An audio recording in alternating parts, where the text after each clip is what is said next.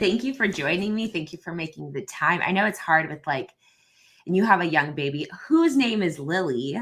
Great name, by the way. I have to agree. So I know somebody with a chicken named Lily, and my husband, so my mother-in-law, her dog's name's Lily. Oh, really? Yeah, so it's really funny when she brings the dogs over. It's like, all right, Lily, you got to go potty. You need water. And I'm just like, yes, all of those things. That's hilarious. That's funny. My friend used to have a dog that was named Alli, and it was like that too. It was like, it's weird whenever an animal isn't the same name as you, but yeah, it's fun. Which I've heard a lot of dogs named Lily, but the chicken was my first one when somebody's like, oh, I have a chicken named Lily. And I was like, wow. That is a new one. I haven't heard of that one yet either. Yeah. But thank you so much for making the time. I know that we got a little thrown off with the scheduling just because of the time zone issue, but I'm glad that we were able to figure it out. Yeah, it's so weird. You don't think about it. Like, you don't think about people being in different time zones. Like, whenever I talk to people, I just don't think about that. Even with like TikTok and stuff, I don't think about like being on a different time zone as everyone else. I think everyone's in my time zone. So whenever it happens, I'm just like, well, what do you mean? It's not evening for you guys? And everyone's like 3 hours ahead or something. I'm like, oh, never mind. Yeah, exactly. Rough. But thank you for joining. Like I said, again, let's talk about your motherhood. How old is your baby? She just turned 1 a little bit ago, right? She's about 14 months now, which is so crazy. Wow. It's hard to believe. I just watched the video you posted about her taking her like first steps and starting to walk. Yeah, it's crazy. She's definitely like, she's walking a ton now. She can like run around now, but it's definitely crazy how quickly that all happens. That's why, because I think I started following you. From what I remember, she had already started walking. And so when I saw that video, I was like, oh, she just started walking recently, but she looked like she was like strong and had the hang of it. So I was surprised. Yeah. Like, oh, she's a lot younger than I thought, but she just seems so like. She's definitely strong. She's been strong, seriously, since she was like in my stomach. She always would like kick so strong. Like, she's seriously, and whenever she was first born, she was only 2 weeks old, and she was already trying to like roll off the table of the doctor's office. And the doctor was like, what is going on? So yeah, she's very, very strong. Does she roll off of the change? Do you have a changing table, or do you? I don't. I just have like kind of like a changing like pad type thing. And I just take that around with me. Put it on the floor, put it on the couch, put it wherever, but it's just like a little like kind of like a foam mat. Yeah. Does she? I'm only asking literally for my own personal reasons, because we have like a table that the pad is on, and my baby's constantly trying to roll off of it because she's just so excited. And I'm like, what is it that I need? Like, we started potty training now because I just don't know what to do. I don't want her to like fall. And when I put it on the ground, she just crawls away. So I was going to see. How old is she now? She's going to be 1 in a week. Oh, wow. That's exciting. Yeah, I'm already ready to cry. I sat her down and I said, I'm going to cry in your first birthday. And I started crying as I was telling her that, because I don't know. Oh my gosh. Yeah, seriously. I definitely cried whenever Lily turned 1. It's just like so hard to believe. I remember, sorry, I'm just like thinking about these things, but you posted her first birthday party. Oh yeah, we had a lot of fun. Yeah, we went all out for that. That was really cute. Wait, I think I'm stealing your idea. Did you do the cardboard number with like balloons? Yeah, I did. I want to do that. I'm doing that. It was so much fun. It was hilarious because I wasn't even going to post that video because it was like so like low quality. It was just like basically me throwing cardboard on the ground and like being like, okay, here's a 1. And like, for some reason it did so well. I'm like, I was talking to another girl I met through TikTok, and we were discussing the fact that like, it's so unknown what's gonna go, because everyone says like, you have to have good lighting and like trending songs, and then, you know, kind of fast transitions. There's certain like key things that when you have them, it can make the video go really well. But then sometimes it's the ones that you really don't expect. 100%. 100%. I feel like, yep. I feel like so many times the videos that I put like no effort into, they'll just like, go viral. And I'm like, I did not expect that one to go viral. And once you put in the time into and like edit and make sure it all goes well, and then it's like flop. Yeah. Yeah. I really liked your video you also did recently with the snowman photo shoot. That went viral. That went big. Yeah, Congrats, girl. I was really excited about that. Thank you. I wasn't expecting that one. Like, I was like, I would have looked better. I would have done my hair. There's Like, always all these things that I'm like, oh, if only I had known, I would have included this, to yeah. make it better. But then maybe it wouldn't have gone as well as it did, Well, that's the thing too. You seriously never know. And I'm like, whenever I try and put in the effort, it's like I just need to like not try because the things that whenever I don't try and I'm like, oh, whatever, I'll just post whatever, then I do better. But Yeah. it's crazy. It's like a roller coaster, TikTok is. Sometimes I need to like back away from it because I get so involved and I try to like decipher the algorithm and I'm like, okay, well, if I do this and then this worked, and if I do this and then this worked, and then I don't know if you follow certain like social media like managers who like give away the tips and the things and the stuff. And so I'll see a few of those and then certain things will kind of like mismatch. And I'm like, I don't know who to listen to. I don't know what's right anymore. I need to back away because it's overbearing with information. But that's the thing about TikTok. It's like, I feel like there are no like right answers. Like, you can do every single thing that they say to do, and you can like put in so much time. You can post all the time, put in so much effort. It's one of those things where like for some reason the more like time and effort you put into it, it doesn't like pay off more. You know what I mean? Like, it doesn't necessarily like, yeah, you should be consistent and stuff like that. But I don't know. It's just so unpredictable. Yeah. So unpredictable. It's like gambling. It reminds me of Vegas, where it's just like at any point it could technically hit. Like at any point, a video will just take off. And it does happen to be the ones that you don't put any effort in. And I think it's part of the whole TikTok brand is that these videos are all of a sudden I had this thought or had this idea and I needed to share it. So it was like an unplanned, really genuine kind of content that they're trying to funnel. But what's cool is that when your video does go big, those questions start coming in, and that gives you a little bit more of like topics and things to talk about because you start answering the questions, and then that's getting other people in, and that's the really cool like interactive part of it.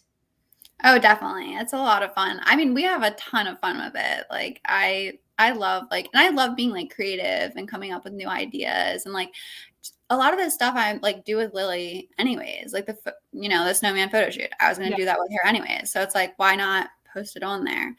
And I'm going to be doing like more photo shoots. I'm going to be doing like more crafts and stuff, like stuff that whenever she's a toddler now, like things that we can do that are fun and find on Pinterest and stuff. Yeah. And if you're, like you said, if you're going to be doing them anyways, why not share it with others? And like, what I found out through TikTok is like mom started reaching out to me for like things to do. That was my videos that like started growing and getting followers were like the activities videos. And so I see moms who are just reaching out and asking like, what can I do? What can I do? And so I think you sharing what you're already doing, like it's just going to benefit so many moms who are just like, what the heck am I supposed to do with this baby?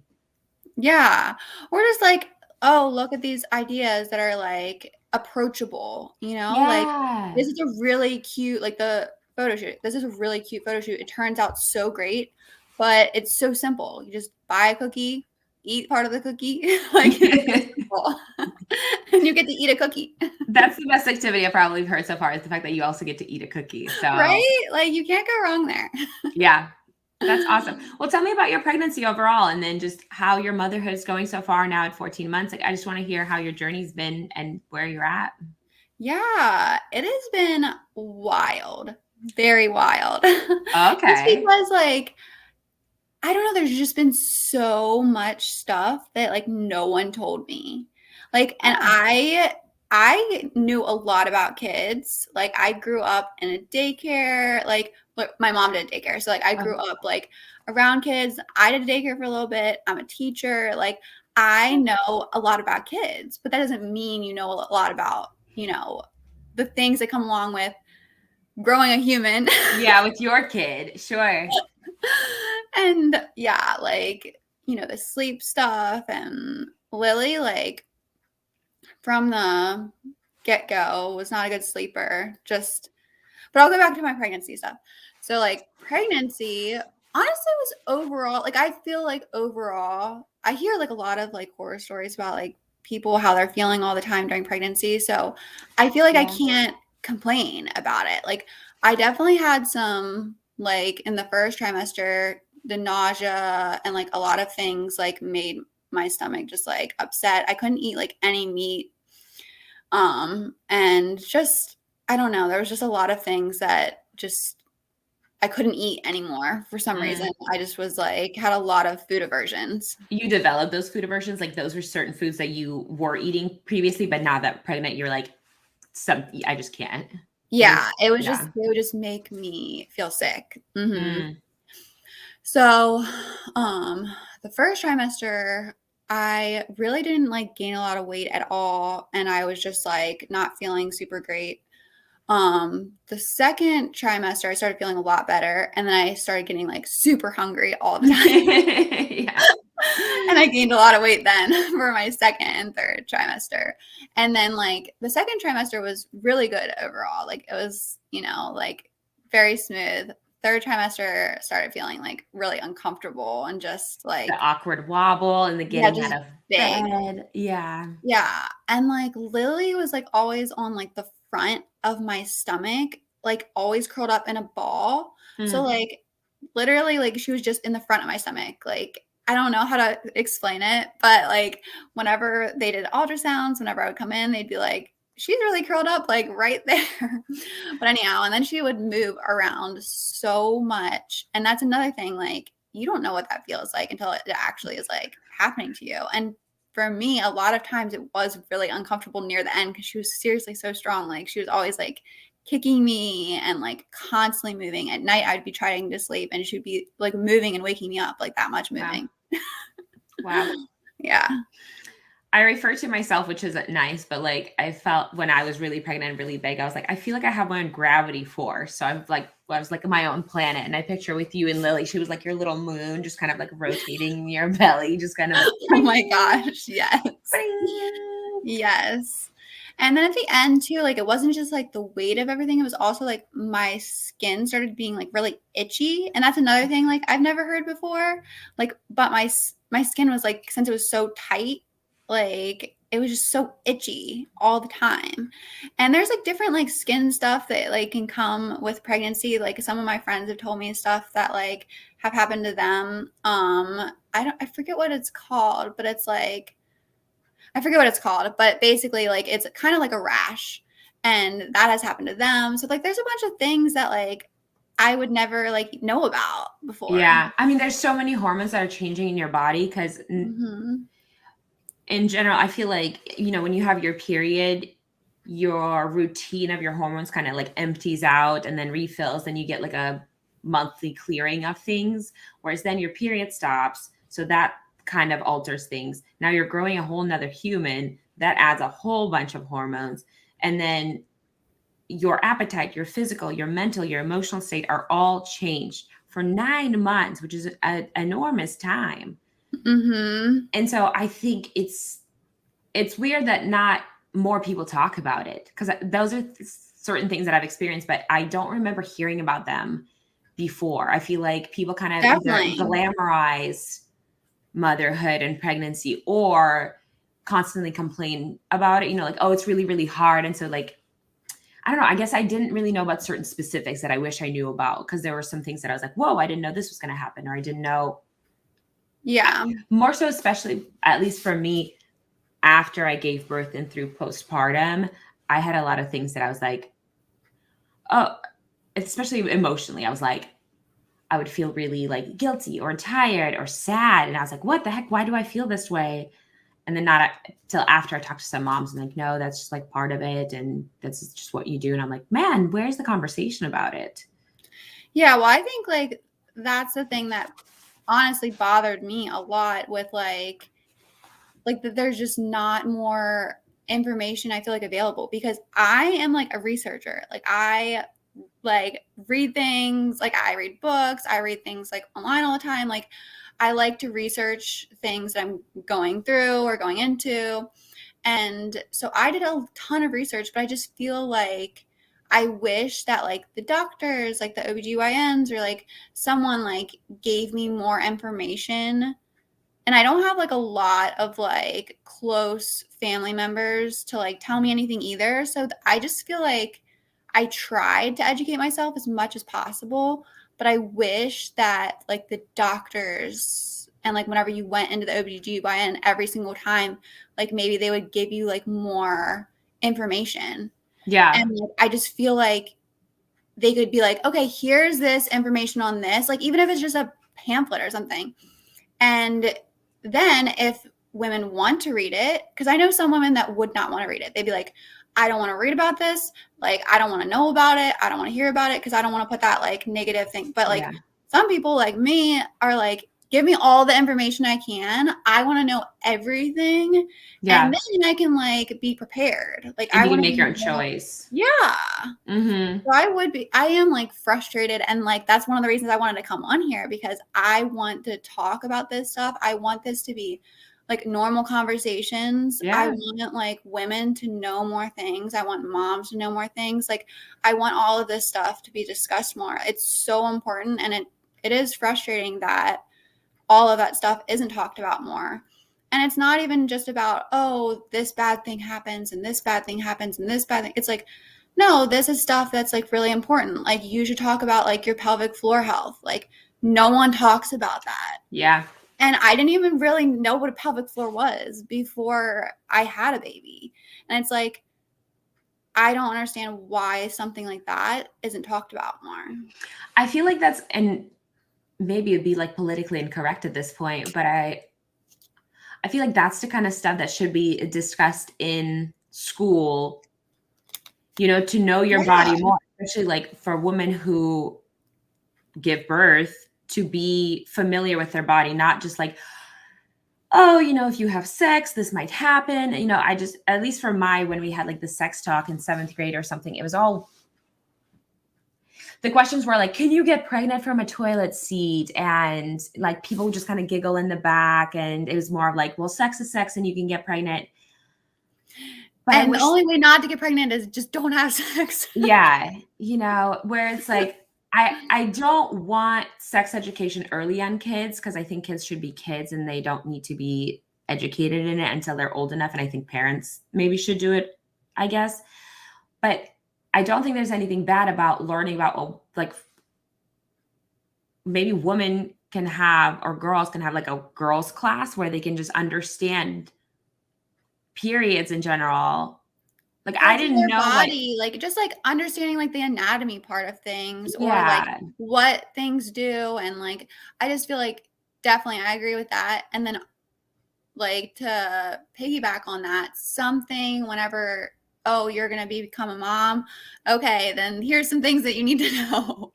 Yeah. I don't know. I feel like that should be available like and more easily accessible to women. It's interesting. I guess I don't want it. This is the hard part. It's like, well, you don't want to force the guys to listen to it, but then it's like, well, you want everybody to kind of know because you're trying to hold like, you know, equality. So you want to be fair to everybody. So then everybody should learn it. But then I guess maybe it could be like a class on demand. So if you're interested, you could take it, I guess maybe in an elective, but there is so much to know. Like, I think it is like a mom's job perhaps to teach you, although my mom didn't necessarily go over this stuff with me. And so the knowledge that I received was like from my friends who had like started doing stuff and then they would kind of tell me, which isn't a proper place to learn things because they're not very like educated in it either. Interesting. Or you know what? You know how like you get the love you're like working with them too. What if instead of a baby subscription box, what if it was like a pregnant subscription box? And so monthly you would receive something to get you ready with like the informative pamphlets or like the cards of like, okay, so you should be stretching your pelvic floor. Let's talk about it. Here are 3 exercises you can do. And here's the really moisturizing cream that'll help you. Here is the diaper that you're going to be wearing once you're done because you're going to be peeing yourself, like whatever it is, or like an uplifting card because, you know, oh, in the 7th month, you might go through whatever it is, but like things that will kind of keep you up with the journey, and you get like a little gift every month to like celebrate your pregnancy. Yeah, I think that's a great idea. I love that. That'd be fun. I would want to like receive that. Yeah. And it would be like positive, but also informational. And Yeah. like I said, people should be able to like choose.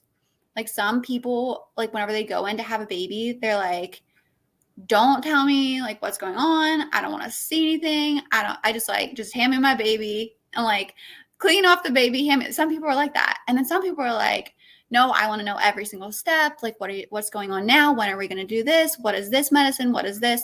You know what I mean? So like, Yeah. I feel like people should be able to choose like, okay, yes, I would like the informational package. Yeah. There should be like some sort, I guess maybe they have it online. I never checked. I'm guessing you would know because you did the research. Did you not find anything like that online where it would be kind of like tailored to you of what you want to know? Did you find anything at all that I like didn't suited find you, anything or? like that. Like I found like articles that like some women wrote that like were helpful. But again, I just feel like a lot of times they didn't dig into like things that might have been like, I guess they're like smaller things, but they just, all of the small things just add up. Like there's Yeah. just so many changes that you just don't know about until it's happening to you. And I feel like that's why a lot of women experience so much postpartum depression, postpartum anxiety. You're going from one person to literally a person, like they say change is hard. You're going through a million changes at the same exact time. Your body doesn't look the same. Like everything is so different and your life is completely different. And it's not a bad different, but it's completely different. And it's So different like, fast. Like it yeah, happens really fast. exactly. So that's a lot for any one person to take on. Like any person, the strongest person in the world, that is so difficult for your whole entire life to be flipped, you Yeah. know? Like every change you can think of mentally, physically, your routine, your sleep, like, and they're sleep deprived, but like all of that stuff, Yeah. combine all that stuff, plus you probably just went through a really tiring labor, you're exhausted from that, like everything is just piling on top of each other. Mm. And all of that stuff combined, like, and then they don't feel like they can ask for help, and then breastfeeding on top of that, if that's not going well, and that's so taxing on you physically, mentally, or if they can't breastfeed, they say, you know, I tried and it just didn't work for me, then they have the guilt of that. Like there's just so much at one time on these women, and I'm like, I want to help them all. Yeah. No, ditto. And I ran into the situation of, if you kind of talk about it, you could either get a lot of support, or there's people because if it doesn't agree with their opinion, it becomes like, well, I didn't do it this way. And it becomes a lot of like hate, which I don't understand, because the reason I wanted to do the podcast, because I want to share and listen to so many different stories and experiences, because then whoever's listening can take whatever it is that benefits them. And then that's what they're learning. And then if it doesn't, they can just move on. But at least there's this like space of conversation where it's like true, authentic, real stories of things that we all go through. And I had a really hard time, like, after my delivery, we got home. I really struggled. She wasn't latching on, so she was hungry. And I was like, what am I going to do? We had to supplement with formula. I texted my mother-in-law at 4 a.m. I was like, can you please get over here? I need formula right now because my baby's starving and she's not latching. And then we figured out how to latch, and then we had to do pump, and then finally nursing. And now we're in nursing. But like, and then because I did formula, I felt bad about it for a really long time. I was like, oh my gosh, I'm a terrible mother. Like, why didn't I do this right? What, who can I even talk to? And everyone's like, I had a few people who commented, they're like, you're not nursing. And I was like, I'm just trying to figure it out right now, people. Like, just give me a second. Yeah. And so we got into nursing, but like, I went backwards almost into it, and Well, that's awesome though that you were able to still do that like after, supplementing and like trying to figure that out and like That's awesome though. Yeah, I felt that my whole thing is like at the end, as long as she's safe and fed, that's all that I need to like care about. But of Yeah. course, I wanted that experience. Plus, like my boobs grew, like the milk was in there. But what I think I didn't do first was like I think if I had pumped them out, so then she was able to latch on better, it would have all flown. But because they were so almost like engorged at that point, they became really like tough to hit. Like I refer to it as a Yeah. basketball, where you can't like latch onto a basketball, like it's just so taut. Yes. Mm-hmm. And if I had pumped, then it becomes a little bit more like movable, and I think we would have gotten it. But since I didn't know that, and I knew she wasn't latching on right, I just needed something to feed her. And then I started pumping, and then we would just like bottle it to her. And then that way I was like, okay, I know she's getting enough, because then I'm pumping, like 2 ounces, then 4 ounces, and then she's getting that. And then the pumping made my supply come in more. And so I was switching between like nursing and then pumping and like letting my nipples rest because they were like really hurting. Mm-hmm. And they're like, well, there's this nipple cream. And I'm like, that's not really like working I don't know what you guys are doing, but it was painful. So then like the pumping let my boobs heal, and I got supply up, and then we went into nursing fine. Like she didn't have like a nipple confusion. She just went back on the boob, and we nurse now. And That's great. but That's I went awesome. through all those things where I'm like, I don't know if this is right. I don't know if this is wrong. At the end, my baby was Mm-hmm. fed. And so that's what I needed. Yeah. But I really struggled because I was like, I didn't feel like I could talk to anyone about it. I felt like when I went online, nobody was really talking about it. Or if they were, it was like in a negative way. Mm-hmm. Yeah. And that's another thing that needs to be, like, the education is not there. Like, it needs to be there from the get-go, from like, and I don't know how it was at your hospital or how your birth was. Did you have a birth in the hospital or at home? Hospital. Okay. Yeah. But yeah, I don't know, but at the hospital I was at, they offered like for a lactation consultant to come around, and I was like, yes, please, like I need that. And that's definitely, like, I would highly recommend that to anyone that wants to breastfeed. And even after I like met with the one at the hospital and they gave me her phone number, I called her multiple times. Like that was like so helpful. Like, don't be afraid to like reach out and call these people. And then also I had a lactation consultant like from my pediatrician. Like, and if I didn't have those, I really would not, like, I don't know like how I would have done it, because I needed to like keep asking them so many questions, because like I said, I could look up everything online. I watched videos like of, how nursing should go and like how a good latch looks. Like I like studied the latch. Like I need to get this latch done. Oh my gosh. Wait, so I had a lactation consultant who came into the room, and she's like, all right, if it's the lipstick form, then they're not latching on right. And like that stuck with me. And I was like, you know what I'm talking about? No, lipstick. So if your nipple is like, once they unlatch, if it's like a lipstick yes, form, yes. yeah. So Yeah. like then they're not latching on right, and they're not latching on fully. And I was like, okay, I got that. And that's when she was unlatching, it was that way. So I was like, I know she's not doing it right. And I've watched the videos. I've watched the like things, and then with her, we went through the different positions. And whenever I put her in all these different positions, it just wasn't working. It wasn't until I pumped and got my boob to like figure it out, and whatever my thing was, like our path, and we got there. But oh my goodness, did I struggle. And my other friend who was struggling with me, like at the same time, she had like a personal friend that she called who was a lactation specialist, who came over to her house and helped her. And after that, she figured it out. So I don't know what it is that I was missing, because I, like you, I felt like I did all the research. I felt like I knew exactly what to do, how to hold it, but it just wasn't clicking. It is the most like unnatural, natural thing in the world. Yeah. I'm like, why is this? That was like my question. Like, why is it so difficult? The first 2 months, I would like cry, and I like was in pain a lot. Like the latch was like not right at first, so my nipples were like messed up. I had to like have them heal, but also I needed to feed her all the time. And then they cluster feed, where they feed like so often. Like I would feed her and Oh, she'd the be done cluster feed. feeding, and then she'd want to feed again, and I'm like, oh.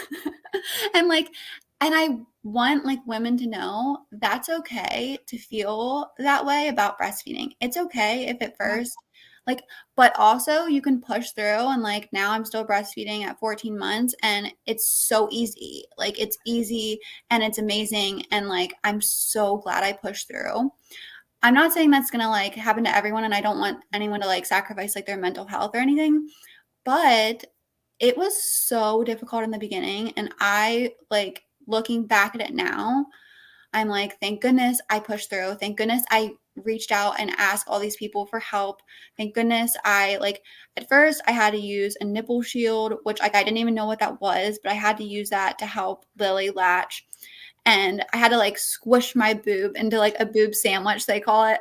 Yeah. Like you have to hold it like this. But anyhow, That's what should be taught to you. Like, that's the stuff that should be taught to you. Cause that's where I struggle too. I'm like, they're like, well, the whole thing has to be in. And I'm like, I don't know how else to shove it, but it's not till you squish it and like get it in yeah, there. But you that's the literally stuff that should be taught. And it's so silly. Cause like, I remember it being so difficult and I almost gave up. And I'm so glad, like you, that I continued to push through it. Cause now it's like, it's as easy as peeing. Like it's just becomes yeah. such a part of your body that it's so easy and normal. And it's such a bond that I'm glad I didn't miss out on. But Mhm. now that I'm looking back, because now it's so easy, when I'm talking to you about it now and remembering, like, oh my gosh, was it difficult? And it was so frustrating because everyone's like, you're a mom, you should just do it. It should be so easy. And you're like, why am I not doing this right? Why am I? And you see all these pictures with like breastfeeding, it's so beautiful, and breastfeeding, like literally, like a lot of my friends, they would be in so much pain that your like feet are like curled up. Like it is painful. And like at first, if they have like a bad latch, and it shouldn't be painful, it should like if they have a good latch, it should be like, and if your nipples are healed and everything, it shouldn't be painful at all. And it's Mhm. not now, obviously. But like at first, your baby is learning to latch, you are learning to breastfeed. So at first, it's like, whenever you're like trying to learn how to ride a bike and you have training wheels and you keep just like falling, you take your training wheels off or whatever, and they keep falling off, and like Yeah. you got bruises and you're scraped up and bumps, and like it's a mess. And Yeah. then you learn how to ride your bike and it's like smooth sailing. But like the beginning is so difficult. And It's a you're like, lot of scrapes. mm-hmm. It's difficult. Somebody commented, Blair, my baby never took from a bottle. I wish she did. All boob all the time. And I had to pump for relief. So I just ended up donating whatever I pumped. Wow. If it was frozen or put in a bottle, she would not take it if we have another. I definitely need to be able to use this bottle for my mental health. 2.5 years of old boob. Oh wow. That's Yeah. awesome. First of all, like Two that's and a half amazing. years. That's Way to incredible. go. That's That's incredible. It's mhm. so silly because it's just funny to think back of how, especially that first week, that first month home is just hard. It's There's no insane. sleep. And everyone's like, just sleep when the baby sleeps. I'm like, I don't even know when one time she had like 3 days where she stayed up for 15 hours straight. She wouldn't go to sleep. Yeah. And everyone's like, no, she'll just go to sleep. I'm like, she's not. You guys are all like, stop telling me that because she's not. And I'm going crazy. Yeah, baby Yeah. sleep is like the most complex thing ever. Yes. And everyone has advice. And I'm like, I want to try all this advice, but also at the same time, every baby's different. So it doesn't work for everybody. And everyone's routine in life is different. And so it's being able to pick out what you need to take, which is so hard to identify when you're a new mom, because you're like, I don't know what will work, what will not. And you're just so tired. You're just, your body changed, your mental state's elsewhere, you're emotional because like you just brought this baby into life and you love them so much, but you're so tired, you're hungry, they're hungry. I think sleep is a big part of it because Mhm. you're just like up and down constantly and you have to be awake all the time and you have to make sure they're breathing. Like the amounts of time I'm constantly like, not so much anymore at a year, but I still do it. That you're like looking at your baby, just be like, are you breathing? Are you breathing? Yeah, they're like so still. I even said that to the nurse at the hospital. I'm like, how do you like know they're okay? Because Yeah. like whenever they're like newborns, especially, they are like in this like deep sleep sometimes, and they're just like so still, like completely Mm. still. And I'm like, how do you know, like without like waking them up? Yeah, I just like watch for the little belly, like, okay, here we go. We're clear. Yeah. Just like a tiny little rise. I felt intimidated at my hospital. I wish I Really? didn't. They were all friendly. Mm-hmm. But I also felt like I wasn't necessarily a priority, nor did I necessarily wanted to like sit with anybody and like chit chat for a long time either. Like they were just kind of in and out. Um, Oh, 100%. I felt that way too. I yeah. actually like I at first like my like labor and delivery nurses were like really good. But then I got moved over to like the other room after you have the baby. Mm. And then like no one helped me. Like it You're was very really quickly weird. forgotten. Yeah. They like I'm like, "Here I am, like, I just had the baby, I just, like, was, like, cut open, like, I just was, like, I can't use the bathroom, like, I don't know what's going on, I'm bleeding," and it's like, they just kind of were like, "Okay, well, you had your baby, like, good luck." You know what? Now that you mention it, it was like that. Really? For you too? Yeah, once we moved, I mean, they checked in every like 4 hours, I think, because they need to make sure you took like a pain pill and they were checking in on the baby. And then, but no one really cared. They kind of give you like this basket was at my sink of like, there's like an ice pack, the diapers, or like those underwear, whatever that you wear with a big pad. Like all that stuff was in there. And you know what's weird? And I don't know, I'm probably to blame, but I never iced. I know the ice pack was there, but I feel like I wish You are not somebody. to blame, they should have, like, came in there and they should have showed you and, like, told you how to do all this stuff. That's I what did I have wish would happen because I was I, in like so much pain after, and I'm like, they're like, "Well, the ice pack was there," and I was like, "I wish somebody." I don't know why. I guess I'm just busy worrying about this baby. I wish somebody would come in and just say, "You need to put this ice pack on," and I would have Well, that's done the it. thing, you're there at the hospital. Like I said, you just went through birth and, It's like a like major surgery almost, it's oh, and for some people it is, 100%. and so And, yeah. like, they need to be there. That's their job as nurses, like, that's their job to take care of you. So, 100%. They did actually, like I actually ended up complaining because I was like, "I need help." Like, "Guys, like, I need help." That's And, so like smart. and that's seriously, like, one of my biggest, like, things of advice is, like I said, ask for help and don't be, like, too scared or, like, nervous because the thing is, like, they are there to help. Like, they need to help you. They're there to help you. That's their job. And the same thing with the lactation consultant. That is their job specifically to help women to be able to breastfeed.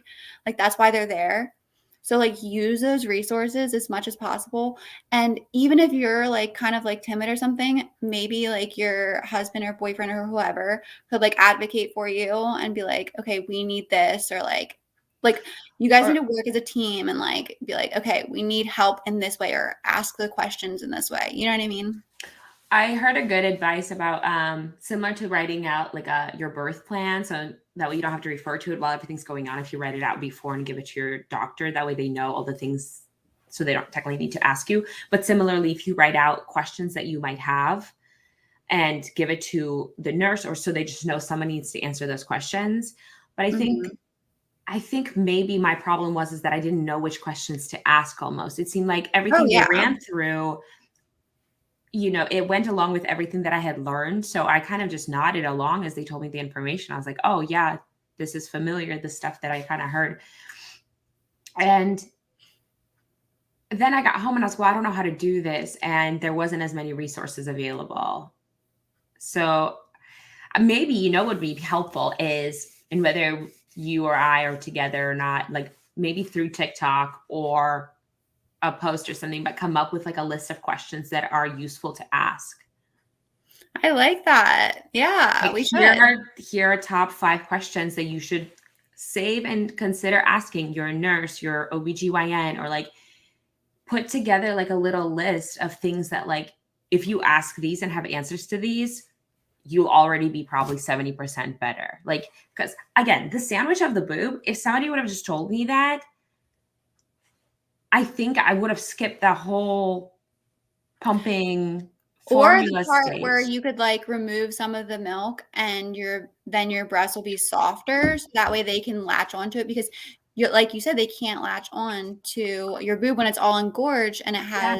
it's filled with milk because whenever your milk first comes in, your boobs are usually engorged and like It gets hard. so big. And that's what I wish somebody would have told me, is that I didn't learn until I finally figured out myself. I was like, oh, when I like, it makes sense when you talk about like, oh, of course, when you pump and empty it, of course, it's going to become more soft. But I was expecting the baby to do it. Whereas if you just pump a little, if you just pump a little, it releases, it gets softer, and it all works. It just, for some reason, I wasn't putting that stuff together. You know, all I kept seeing was like, you just latch the boob on and then you're good to go. And I, like you said, all those pictures of it, it's like, oh, it's such a beautiful experience. And all these moms look so cute with their babies. And I'm just like almost flipping her upside down to be like, I don't know how else to do this. Just like, get in there, girl. Like, I know I have the milk, but it's not working. But putting those things together, I don't know if you'd want to collaborate, but like, yeah, I'm definitely put down. together a list of, hey, I feel like it could be like, questions. I feel like it could be like breastfeeding questions, like categories, you know what I mean? Like, or like the whole thing with like the pad. So my nurse actually did come in and she was like, the pad, like the pad is like the bread to a sub. Like, she's like, I'm going to explain it like a sub. And I really like that she said this. She's like, the pad is like the bread. And then you put on like, you know, those little circle thingies. They're like witch hazel pads. Did you ever have those? Oh, so yeah, you can get the like pads. circles. Yeah. She's like, these are like the pepperoni. She like was explaining it like a sub, and then she's like, and the ice pack is like this. Like, she was like putting everything on the sub, and she's like, and then she's like, and then you put it all like in your diaper, and then you're good to go. And like that, seriously, that's saved so me. smart. Yeah. The sandwiches, all these sandwiches are saving us. Yeah. The sandwich, the sub. It's going to be the sandwich shop. I forgot about that. I mean, I was hurting so much down there. That recovery was just like, I couldn't sit. And something that really helped me was like this herbal bath I got with all of these like herbal things. And oh my gosh, it was just amazing. Like, I recovered within 2 weeks with that. Like, my bleeding stopped a lot faster. And I had hemorrhoids through the pregnancy, which I never had before. And I was like, what the heck is this? And then they became painful. And I was like, what the heck is this about? And so that had healed that. But I forgot about the pad. Oh my goodness. You know where I learned a trick that actually saved me? Was TikTok. I learned a lot of stuff on there. Yeah. And this girl, so she did the pad and then she sprayed it with aloe vera and then witch hazel. So you can soak cotton pads in that and then just lay those on top, or just let your pad get soaked in that if you get the bottle, and then freeze it. So then your pad becomes the ice. Yeah, padsicles. Padsicles. See, there's a name for it even. And TikTok taught me that. And I was like, and that was so helpful. And then you just switch it out as you go.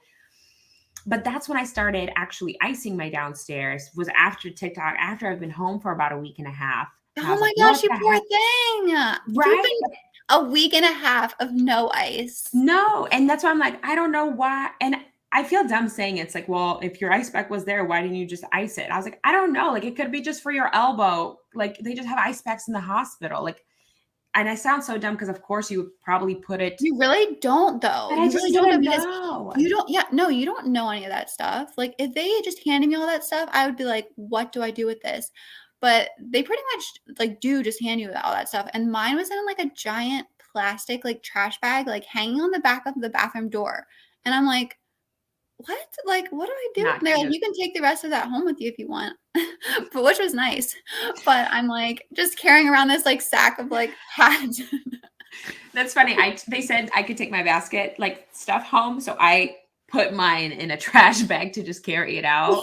But I wanted to take the pads because they were so big. Because before that, so when my water broke, I used my baby's newborn diaper and I was just wearing that because it was absorbent. And so I was like, let me take all the pads you guys have. And they brought me. Wait, you were wearing a newborn? Yeah. Okay. How does that?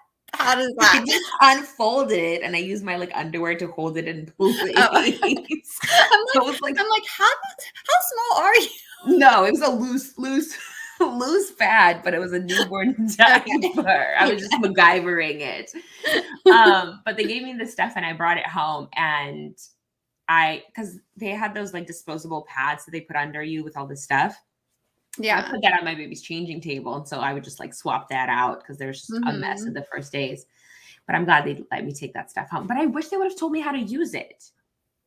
They definitely need to tell you that 100%. And I feel like anyone that they don't tell, like, again, that's something like that we need to ask. But I still am mad at the doctors and nurses. Like, I'm thankful for a lot of doctors and nurses. Don't get me wrong.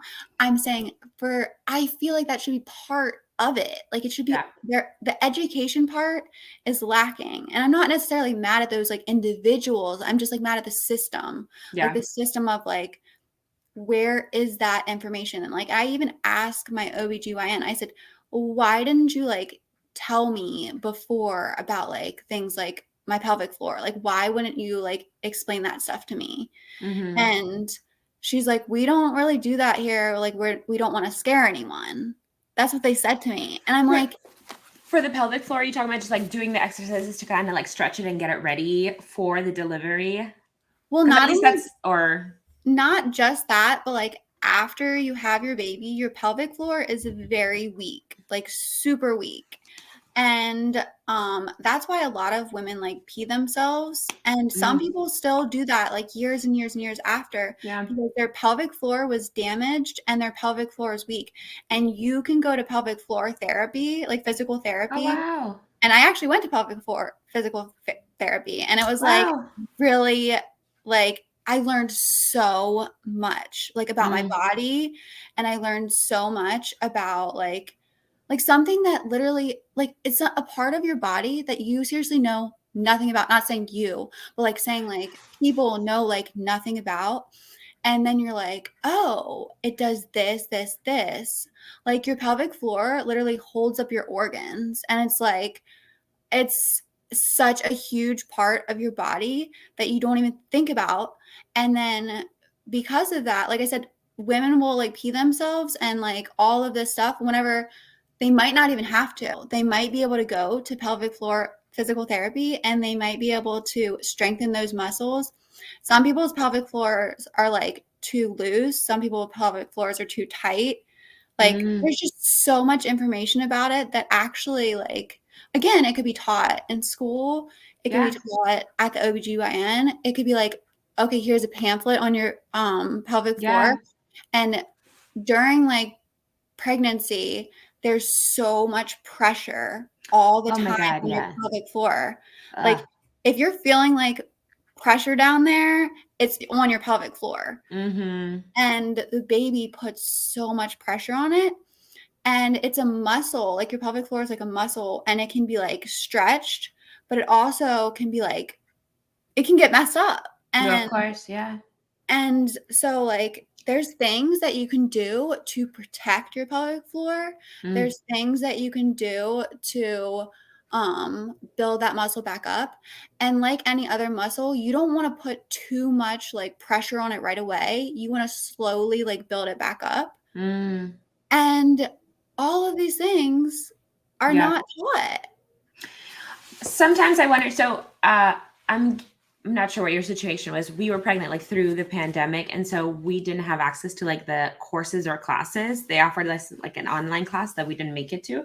So we kind of just didn't take any of the classes. And so sometimes when I lacked information, I was like, oh, well, maybe they would have gone over it in this course and I just missed it. So I never knew if like I missed it because I didn't attend it. Did you do any of those classes? Because I'm wondering. Like they were like, usually we offer these classes, but like, and usually we offer like a tour of the hospital beforehand, and usually we offered this, but like we don't anymore. And like they didn't offer it online or anything.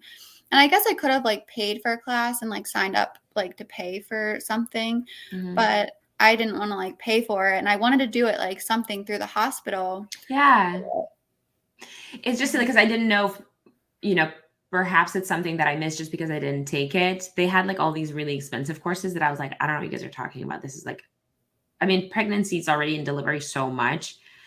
But I feel like it should be, especially about your body and your health, and like not included. I'm not asking for free classes, but I am asking for like information at a place I can get it at. I have two ladies who are going to be coming on next week, and they run a birth, I think it's like a 9-week birth boot camp. They do this in Texas, and one of my friends took it and she like swears by them. That's awesome. Yeah. And so I'm excited to talk to them because it seems like that's probably what they do is maybe go over all these things. Again, I didn't even know they had such a thing as a birth boot camp. Like that just sounds really Me legit either. though. Yeah. Right? I didn't know anything about that either. Yeah, I'm so stoked to talk to them just to see what is included, what is involved, what do they go over. Um, but it seems like they do a lot of information. It's strange that it has to be outsourced. I'm glad they are making money, but it's interesting that it's not included in your delivery or with your doctor with because your OBGYN is going through all of your things every month and every 2 weeks and every week. It's like it seems like their job is to get you ready for the delivery as long as it's your job as well. It's your job as a mom to get yourself prepared as well. But it's also theirs. I feel like they should be able to at least say, hey, here's someone else that can answer all these questions or help you. Well, they're your doctor, and they like. There's so many things I feel like that would prepare you better. Yeah. That's the thing that I like. I think that if they were like, even just here's this pamphlet. I'm not Yeah. even asking for them to like give me a whole class. I'm not asking for them to sit me down like and say, "Hey, I need to talk to you about this." Like, here's this pamphlet about this. Like, this is something that's like really important after you have the baby, or like just giving me that heads up of, hey, after you have your baby, you might like, want to have these questions in front of you or have this information in front of you. Yeah. I found it weird. So we moved states. And right when we moved, we found out that we were pregnant. And so we have found like a whole new doctor and through COVID. So it was like somebody we didn't really know. But it was weird because I found out the doctor that I had, I really liked her as a person, but she didn't have any babies. So although she delivers them, she's not a mom herself. And so I'm sure she knows everything from the books, but to me, I'm like, you haven't actually gone through that experience. So I feel like maybe she would have been able to give me a little bit more information from like her own experience. Yeah. But it seemed like she only knew by the book till she delivers the baby and then you're kind of good to go. But I wish maybe like a mom would be like, hey, here's some things that let me just help you out. Like just a little like help. I just want a little help. And I do think that like we're moving into that direction of like, I mean, even just, having this podcast, which is huge because before a long time ago, I really don't think like people didn't talk about that stuff. And even my grandma, like talking to her now, she's like, no, like everyone just heals up fine. You're just like good to go right afterwards. And like I just feel like they really do like sugarcoat the thing, like everything, and Yeah. just say, and they don't really talk about like that stuff that's uncomfortable and like really getting into that, like those questions that are like hard to ask, Yeah. And it's intimidating. So I understand like in their generation, it's just not stuff that they talked about, nor were there like venues or places to really talk about it. It wasn't necessarily accepted. Plus, I'm sure in like 10 years when somebody asks me how was it, I'm gonna be like, oh, you do heal. Eventually you do heal. Like and like moms and grandmas who's had like 3 kids, 4 kids, they're just like, oh, you'll be fine. You figure it out. And like, of course we all figure it out. But I like being prepared. I like knowing what's ahead and I like to be able to like plan out, especially when it's a recovery thing. Plus like that first month, which is kind of the hardest, that's when your baby needs you the most and that's when you're like most sick. So of course you want to know and have all the information to make you feel better. And like, how do you heal better? What are the actions that I can do? What are the stretches that I can do prior to make sure that that muscle, the pelvic floor muscle is ready for such an extreme experience. Yeah. I mean, that's really huge when you think about it. Like it's a whole human being born out of your body. Like when I say things like that, I'm just like, that sounds impossible. I know. And just growing a human. Yeah. That sounds impossible.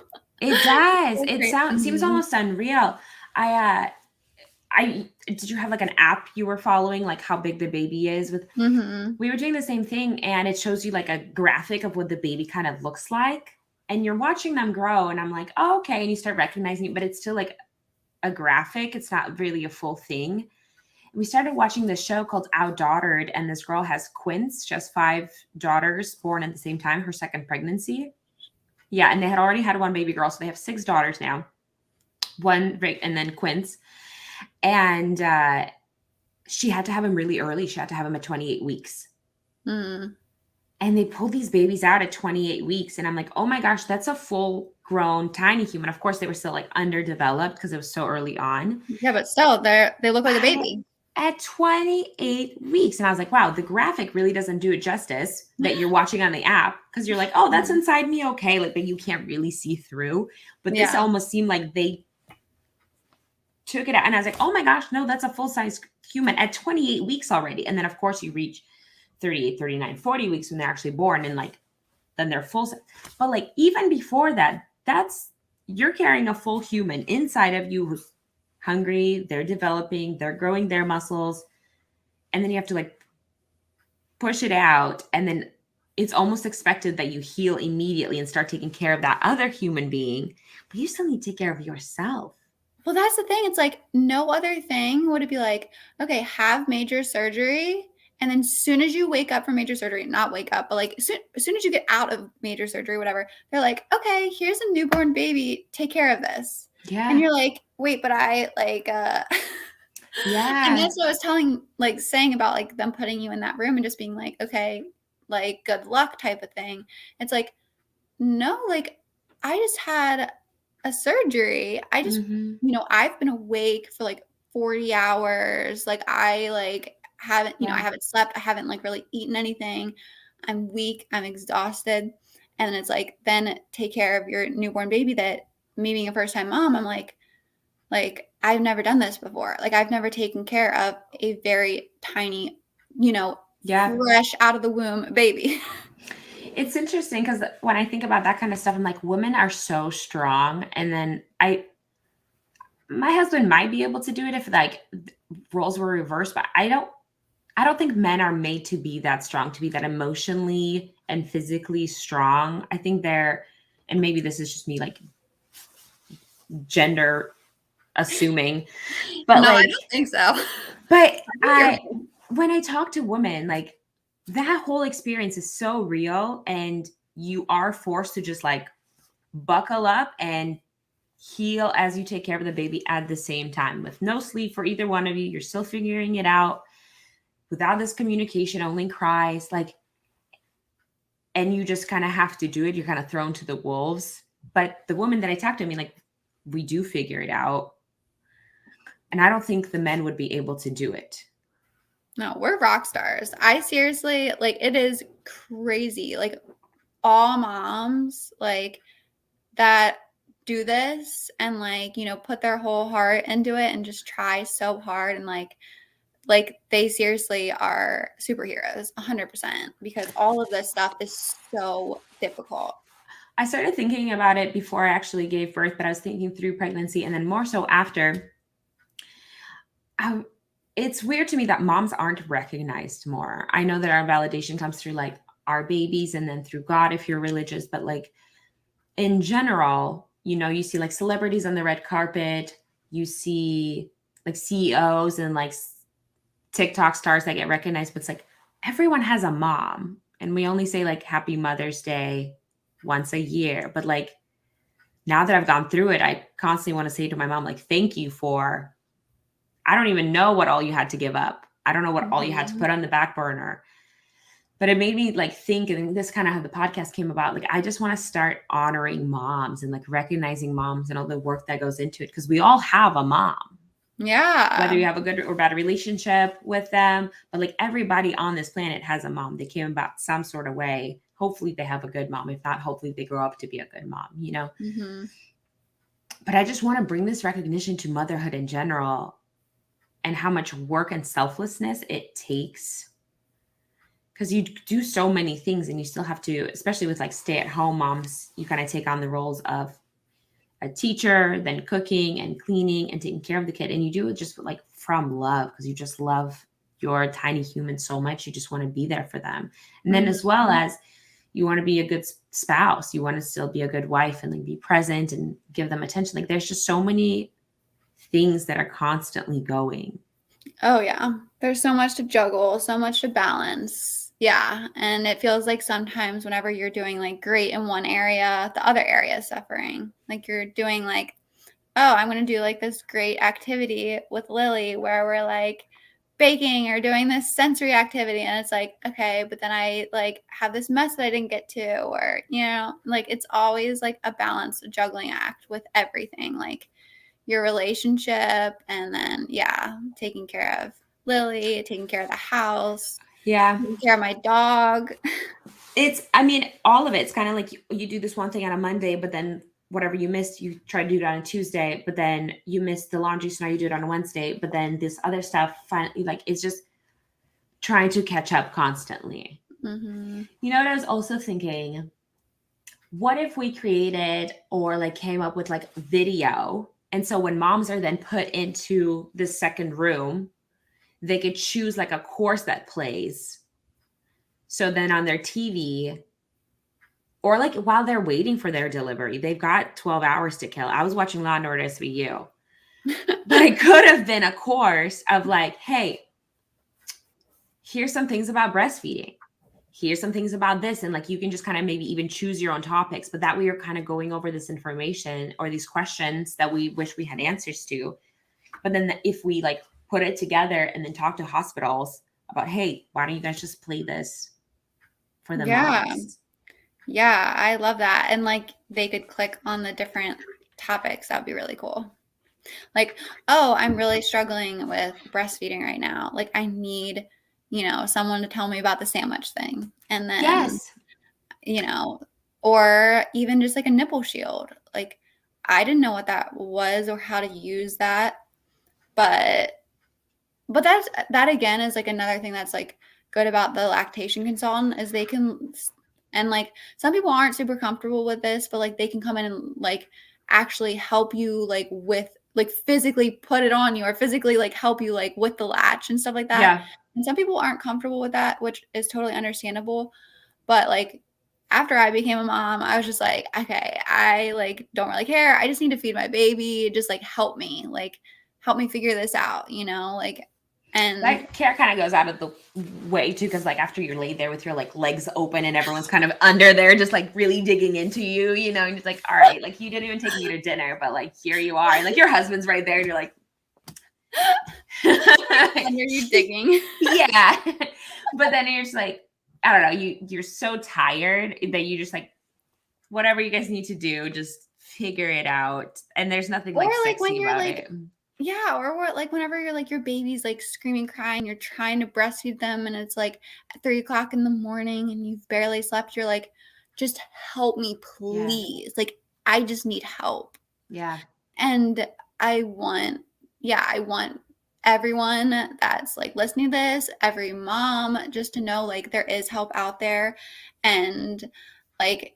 I mean, obviously they can like message us 100%, like any questions that they have, but just also reaching out and asking, whether it's their friends or asking their doctors, whoever, just ask for that help because they're not alone. And no question is stupid. No question is dumb. No question is like weird or uncomfortable. All of this stuff that deals with, you know, being a mom, there's so much stuff that like is like all new and foreign, and like they should be able to reach out and ask for that help and know that like there's every single person has experienced it. Like all of this stuff like that we're talking about, like it just comes along with being a mom, as crazy as that is. So I don't know. I just want people to feel comfortable saying, hey, I do need help with this, or how do you do this, or is this okay, or hey, I feel like I'm not healing properly or something. Like, can you check me? Because you get a check like 6 weeks after, right? But what about within that 6 weeks if you're feeling like I felt 6 weeks is a long time away. I'm bleeding a lot. Is this normal? You know? Yeah, I had some sort of, I don't even remember what the name of it was, but I had swollen up so much on like one side. Something got into like a rip or something. And I had to schedule an appointment and it was so busy. I had to wait at the doctor's office for almost 4 hours. Yeah, it was so crazy because I had my husband drop me off because him and my mother-in-law were watching the baby. And at that point, I like pumped and left him with a bottle, but like I didn't want to be away from my baby for that long. I didn't know what That's was going on. And I was just crazy. waiting because my doctor was so in demand.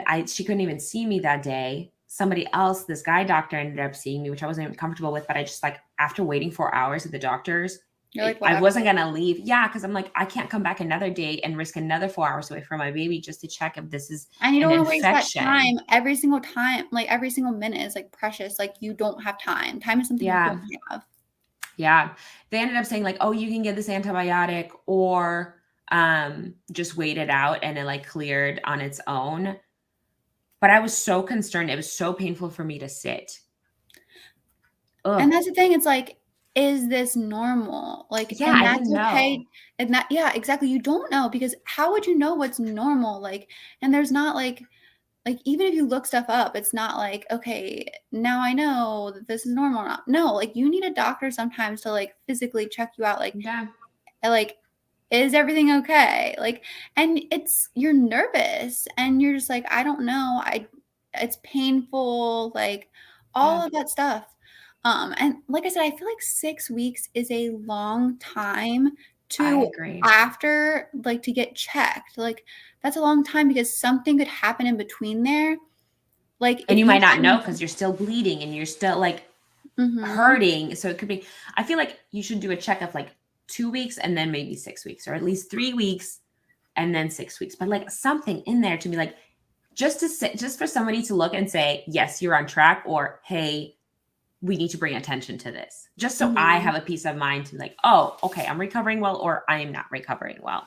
Yeah, or even like a call in being like, how much are you bleeding? How much pain are you in still? Like, are you swollen? Like, just like asking questions like Yeah. to check up on those certain things. Because I just picture like some of these young girls who like don't want to talk about this stuff. Well, young, old, but, like people that don't want to talk about this stuff. And then they just don't say anything. And then they Mm, just wait. And it's like, maybe it is a lot of bleeding and maybe like they're like having a hemorrhage or something, like you don't know. So, or like the infection thing, like you don't want to put that type of thing off. mm-hmm. So, yeah, all of that stuff being like, hey, is this normal? And I did end up going like back into my OBGYN like before the 6 weeks because I called them and I was like, I just feel like something's not normal. Like I just feel like, and it was the whole thing with like my pelvic floor, it needed to be healed properly. Mm. And that's whenever I started going to like the physical therapy and everything's good now and awesome. And I'm really glad that like I caught it so soon because if you don't, then like you can cause more damage to your pelvic Mm. floor. So Could that no. increase like a risk of in second pregnancy?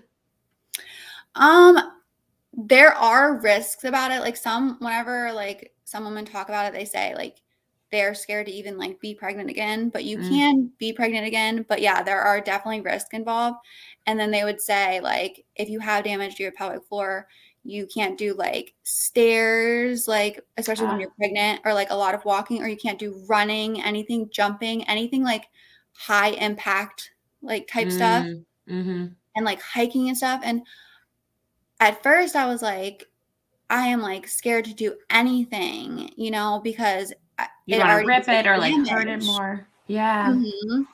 So I had to like take it so easy and do my exercises, go to physical therapy, and keep up with that. So that way I healed it properly. And again, I wouldn't have known that if I didn't ask Yeah. multiple times, actually. If I didn't ask and say, I feel like something's wrong. I feel like something's off. Mm. Yeah. Allie, I'm gonna have to get going because I gotta go feed my baby. But I wanted to ask really quick, although I think I might know the answer. But if you were to give your best advice to a mom who's listening, what would that be?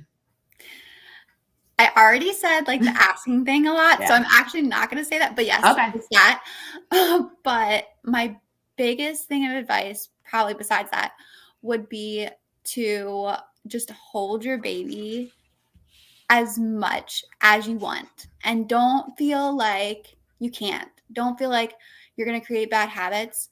I have held my baby, like I used to feel like really like, oh, I'm going to create these bad habits, and you know, you're not supposed to hold them, you're supposed to put them in their crib and all this. She's sleeping upstairs right now. I'm down here talking to you for all this time, and she's perfectly fine. So like, hold Oh, the baby. we didn't even get a chance to get into it, but like, I know we're similar in that parenting style of like co-sleeping, holding them. The people talk about like spoiling your baby, but like, I don't think you see it that way. Neither do I. And I wanted to talk to you about all of that, but we kind of ran out of time. Darn I it. know. We'll just have to Darn it. meet again. Yeah, which is totally fine. We can definitely schedule another time because this was very fun. It was. Well, thank you so much for coming on and talking to me about it. And I think you had so much great informative input, and I think we should continue talking about it. We can talk about it on Instagram or TikTok about, I don't know. I feel like these ideas can go somewhere. Like, Me too. whether it's just us creating things separately, like I'm not asking you to like do a whole thing. We don't need to, but we could. Yeah, But I we think we could. could provide a lot of help for upcoming moms, because there are moms who are found out today you know what I mean? Like, and Yeah. they're gonna continue being moms. There's gonna be moms tomorrow. There's gonna be new moms the day after that. And just because we're moving on from the newborn stage and now the 1 year stage, like I think we should, if we can, pass on that information to them and see if we can create something that they can access. Because I think it'd be easier at least for them to know that they can go somewhere to find this information, or at least find like a list of questions that they could ask so they know what to ask. Because sometimes you don't even know what to ask. Yeah, 100%. And since you're doing like this podcast and everything too, like if those questions come up too during the podcast and you're talking to all these women with all this great Mm, information, you know, you can write things down too. Like whenever they say, oh, like I really wish I knew this, or like, yeah. okay, that can be part of our question thing. Like, Yeah, that's such a good so idea. because That obviously talking to all different women from all different walks of life, like you're going to get so much important information that like we can share. Yeah, So, that's really smart. I wonder if I can get a little list together too for when I talk to the girls from the birth boot camp, because I think they'll have a lot of interesting answers, or yeah, I maybe can't just wait even to ask watch them. that and listen to that one. I'm really excited. There's gonna be 2 of them, so I'm really excited. I'll make sure to share that information, but I'm gonna start writing things down, and then we'll talk about putting things together if like things come up, whether it's just like on our TikTok or a video, whatever way we want to do it. But I Yeah, think that'll be really let's cool. definitely do that. Yeah, and I'd love to have you on again, but we'll talk about figuring it out at a different time. Yeah, well, thanks for having me tonight. It was a Of great course. time. I Thanks hope you for have a good being night. here. Thanks. I hope you do too. Bye, Thank you. girl. Bye. Thanks for watching, everybody. And I'll see you next. Oh, it's my 10th episode today. So I'm really excited and I'm really proud of myself. Okay. All right. Bye, guys. I'll see you next time.